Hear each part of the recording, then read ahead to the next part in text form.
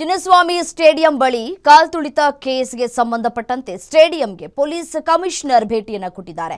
ವ್ಯವಸ್ಥೆಯ ಕುರಿತು ತನಿಖೆಯನ್ನ ನಡೆಸ್ತಾ ಇದ್ದಾರೆ ಸೀಮಂತ್ ಕುಮಾರ್. ತನಿಖೆ ವೇಳೆ ಯಾರನ್ನೂ ಒಳಬಿಡದಂತೆ ಸೂಚನೆಯನ್ನ ಕೂಡ ಕೊಟ್ಟಿದ್ದು ಗೇಟ್ ಅನ್ನ ಕ್ಲೋಸ್ ಮಾಡಲಾಗಿದೆ. ಪೊಲೀಸ್ ಕಣ್ಗಾವಲು ಘಟನೆಗೆ ಕಾರಣ ಏನು ಅನ್ನೋದರ ಬಗ್ಗೆ ಕೂಡ ಮಾಹಿತಿಯನ್ನ ಕೂಡ ಕಲೆ ಹಾಕಲಾಗ್ತಾ ಇದೆ.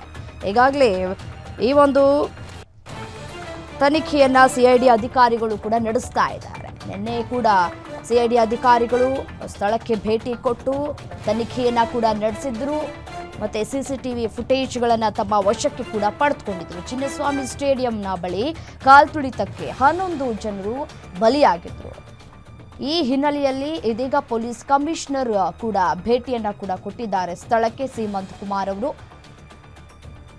ತನಿಖೆಯನ್ನ ಕೂಡ ನಡೆಸ್ತಾ ಇದ್ದಾರೆ. ಸ್ಟೇಡಿಯಂನಲ್ಲಿ ಏನೆಲ್ಲ ಆಯಿತು ಮತ್ತೆ ಆ ಸಂದರ್ಭದಲ್ಲಿ ಯಾವೆಲ್ಲ ಸಿಬ್ಬಂದಿಗಳಿದ್ರು ಮತ್ತೆ ಸಿಬ್ಬಂದಿಗಳ ಬಳಿ ಮಾಹಿತಿಯನ್ನ ಕೂಡ ಕಲೆ ಹಾಕ್ತಾ ಇದ್ದಾರೆ. ಇದರ ಜೊತೆಗೆ 21 ಗೇಟ್ಗಳಲ್ಲಿ ಯಾವ ಗೇಟ್ಗಳಲ್ಲಿ ಅತಿ ಹೆಚ್ಚು ಕಾಲ್ತುಳಿತ ಆಯಿತು ಅನ್ನೋದರ ಕುರಿತು ಮಾಹಿತಿಯನ್ನ ಕೂಡ ಕಲೆ ಹಾಕ್ಲಿಕ್ಕಿದ್ದಾರೆ ಸೀಮಂತ್ ಕುಮಾರ್ ಅವರು.